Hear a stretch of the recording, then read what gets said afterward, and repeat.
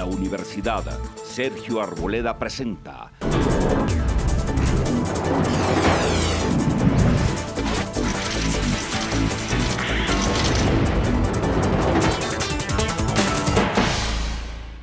Buenas noches. Todavía sonaban las tutainas, nanita nana, y el país se vino a enterar que le habían metido un megamico para que no baje el precio de la gasolina. Y como tantas veces pasa en Colombia, esperan simplemente que sea una temporada en la que se pone poco interés, esa la del comienzo del año, y luego nos quedamos los colombianos pagando unos costos altísimos de la gasolina y simplemente con la notificación de que algo extraño ocurrió en el Congreso. Nos ha parecido importante que esa discusión no muera, porque todos los días los colombianos van a poner su gasolina. Viernes 16 de enero, don Juan Gozaín, un periodista insignia en Colombia, se pregunta, página entera, si el petróleo ha bajado, ¿por qué no baja la gasolina? La fuerte caída en los precios del crudo ha generado, dice Gozaín, una baja casi inmediata en el costo de la gasolina en casi todo el mundo. En Colombia, sin embargo, las cifras siguen siendo un escándalo. Y dice cómo, desde octubre hasta acá, el barril de petróleo ha bajado 57%. 57%.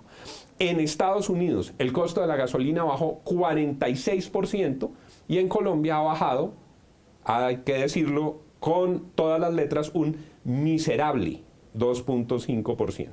¿Qué pasó? He invitado hoy a dos personas expertas en el tema, cada uno desde su práctica profesional ha venido trabajando en este asunto, lo conoce a profundidad y les voy a pedir que nos ayuden a entender qué pasó, qué está pasando y qué puede pasar, qué se puede hacer en este frente. Me da mucho gusto saludar en primer término al doctor Rodrigo Lara Restrepo, representante a la Cámara por la Ciudad de Bogotá, por el Partido Cambio Radical y experto en derecho de petróleo, derechos de minas, derecho constitucional, precios de la gasolina, en francés, en español y en inglés. Bienvenido, doctor Lara. Muchas gracias. Gracias, Juan, por la amable invitación. Lleva años usted escribiendo sobre los precios de la gasolina. Nos mostraba antes de entrar artículos escritos hace 4 años sobre 2011, 2012, hice algunas referencias cuando escribía columnas en El Espectador. El doctor Lara procedió de manera valerosa, pertenece al Partido Cambio Radical, miembro de la Unidad Nacional, y cuando iban a pupitrear en el Congreso a la brava estos temas, y esto lo digo porque fue público y me parece que enaltece al doctor Lara, le dijo al ministro, yo a esto no le jalo, ministro, esto no puede ser así. ¿Cuento algo que es correcto, doctor Lara? Correcto, ¿Fue así? Es correcto, sí, señor. ¿Usted se salió de esa votación? Llegó el debate de la reforma tributaria, sin duda un tema sumamente complejo, porque tal vez no existan otras leyes que requieran de más legitimidad, de más transparencia en su debate que las normas que decretan impuestos los colombianos. Es más, el sistema parlamentario se construyó sobre la base de la representación para fijar los impuestos. Y pues sí me sorprendí mucho cuando vi que se aprobó en un solo, es decir, a través de un artículo que aprobaba todo el articulado, se pupitrió pues esos artículos de la reforma. Y ahí vino esta norma sobre los precios de los combustibles. Estaba esta norma sobre que yo también vi con sorpresa, porque no la había visto en el primer debate, y a mi parecer pues esta norma necesitaba de un serio debate, es decir, no se trataba de asumir una a priori inicial, pero sí de debatirlo, de oír los pros, los contras. Desafortunadamente se aprobó una proposición en donde se aprobaba a pupitrazo todo el articulado. Y pues yo sí le manifesté pues, a mi partido y al ministro de Hacienda que me retiraba porque sería irresponsable de mi parte pupitrear algo que no he debatido. Pupitrazo es eso, amables televidentes. ¡Juas! ¡Pa! Se fueron los artículos y ahí quedamos clavados. Nuestro otro invitado del día de hoy es el doctor Álvaro Yunes, presidente de Fedispetrol. Es la federación que agrupa a todos los distribuidores de combustibles, de gasolina y afines, y que por supuesto tiene en este terreno toda su actividad. Bienvenido, doctor Yunes, me da mucho gusto tenerlo aquí. Muchas gracias, don Juan, la invitación. Tema preocupante el de hoy, esta invitación. Y no hay derecho a que los colombianos en un solo tema se pretenda pagar solo con gasolina parte del déficit fiscal y de los recursos que tiene el gobierno. Esto hace muy antidemocrático una posición de gobierno. No le puede cargar la mano a aquel usuario que no tiene modos de expresar realmente su inconformismo, salvo en este tipo de programas y la valentía de algunos parlamentarios como el doctor Lara, que tienen el coraje de decir, eso no se puede porque no se ha debatido. Tenemos problemas realmente con nuestra democracia por ese tipo de actitudes. Doctor Yunis, ¿qué dicen sus afiliados? ¿Cuál es la posición del gremio en relación con los precios de los combustibles en Colombia? Hay dos posiciones. Hay una que es muy subjetiva y otra que es bastante objetiva. Voy a hablar de la subjetiva.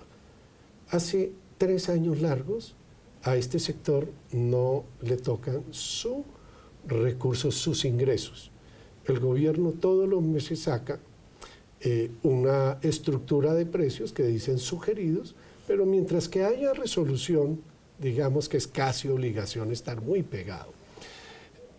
3 años... La resolución sugiere el precio. La resolución y sugiere. cada estación de gasolina, para que nuestros televidentes entiendan, tiene el precio sugerido como una referencia, fija un precio, pero eso más o menos marca un promedio de mercado. Sí, pero la gran mentira que se esconde dentro de esa estructura es que lo único que puede subir o bajar es del margen del señor que lo distribuye, porque todo lo demás tiene una estructura fija. El ingreso al productor, el ingreso al productor de los combustibles, la tarifa de transporte, la tarifa de marcación, los impuestos. Esos no juegan en la estructura de precios para nada. La única diferencia que se puede ver en los surtidores es, por supuesto, al sacrificio de ese distribuidor minorista, porque no tiene más capacidad. Él no puede bajar el impuesto, él no puede bajar el ingreso al productor, no puede bajar el transporte porque no está en sus manos poderlo hacer. Digamos que la primera parte es subjetiva de la manera como se coloca. ¿Y la objetiva? Y la objetiva son los precios. Hemos dicho, mire, a un empresario de combustible se le han subido por compra de combustible, se le ha quintuplicado su patrimonio, que haya tenido que meterse la mano al bolsillo para comprar un producto caro, y no hay el reconocimiento en ese margen. Pero como se tenía la esperanza siempre de que si los precios suben, y a medida que deban bajar, pues necesitamos menos patrimonio para invertir, estamos muy molestos en la parte de la distribución. Uno no puede decir que el afiliado de nosotros, 3 años con su margen congelado, puede estar feliz. Claro. Y menos si el producto no lo baja, porque el negocio de la estación de gasolina es para atender automóviles. Claro. Doctor Lara, usted ha dicho públicamente que el precio de Ecopetrol, el costo de Ecopetrol, lo que cuesta producir un galón de Ecopetrol, se ha vuelto casi tan secreto como la fórmula de la Coca-Cola. Exactamente. Usted ha tratado de averiguar eso y no ha podido. ¿Por qué no me profundiza en eso que le he escuchado decir? Cómo no, es uno tal vez de los secretos mejor guardados, uno de los secretos del Vaticano. Nadie realmente sabe cuánto cuesta producir un galón de gasolina en Colombia. Pues lo señalaba el doctor Yunis, dentro de la estructura de precios de un galón, que puede ser de 8.300 pesos, pues sabemos que hay un porcentaje que va para distribución, está el porcentaje de utilidad que tiene la estación de gasolina, sabemos cuánto cuestan los impuestos y después nos encontramos con casi el 40, si eso es un poquito más por ciento del costo del galón, que son 5.000 pesos, un poquito más aproximadamente, que es básicamente lo que cobra el refinador por hacer ese galón de gasolina. Son 5.000 pesos, son 4.500, son 4.000, son 3.500, eso es lo que realmente no sabemos. Y hay mucha especulación. ¿Y por qué a eso no se le mete? Ese es otro tema de su interés. ¿Por qué a eso no se le mete Contraloría, control fiscal? ¿Por qué los colombianos nos tenemos que quedar cruzados de brazos sin que nos digan qué está pasando? Pues ahí, estimado Juan, usted está poniendo el dedo justamente en uno de los problemas estructurales de la democracia colombiana.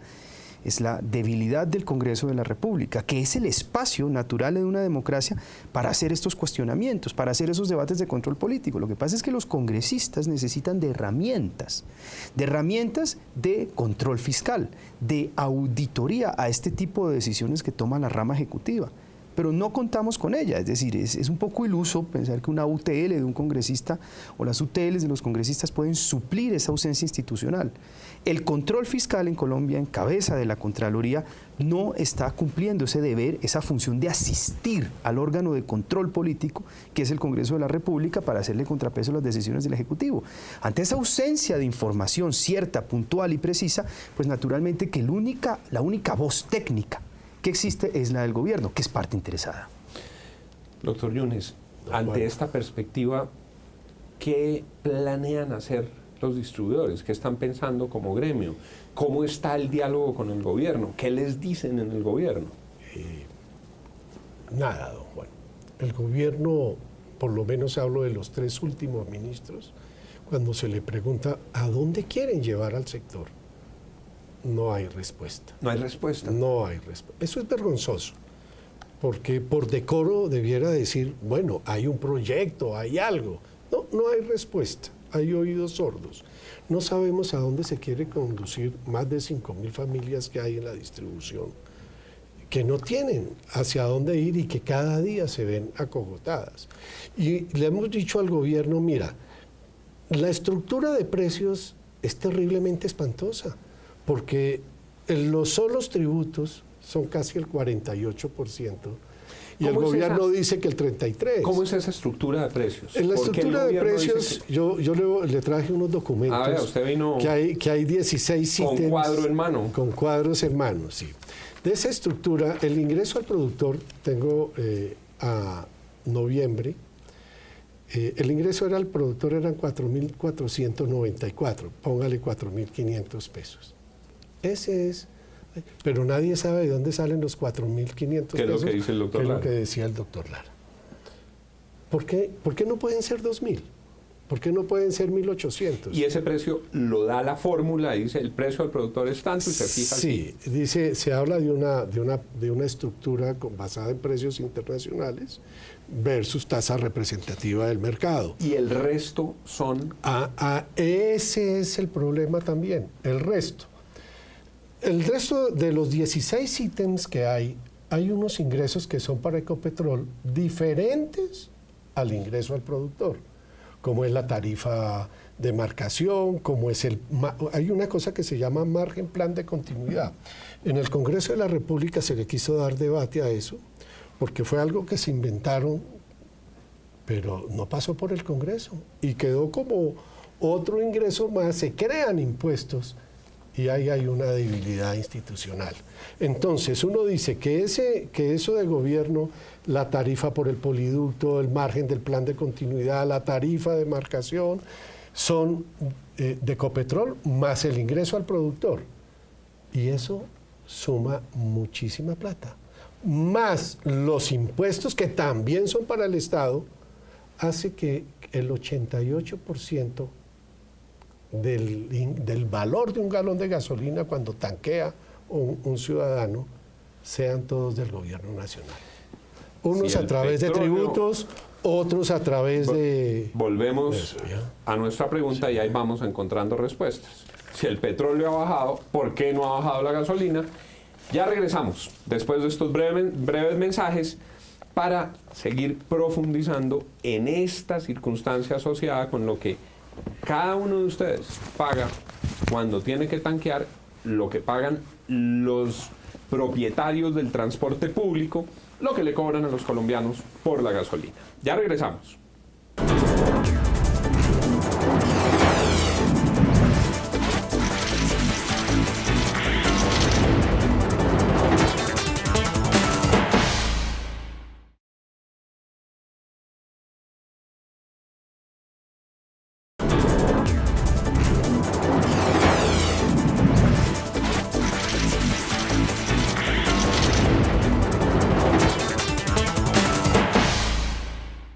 Lo digo al aire para que no haya suspicacia ninguna. Estamos preguntando por qué, si baja el petróleo, no baja.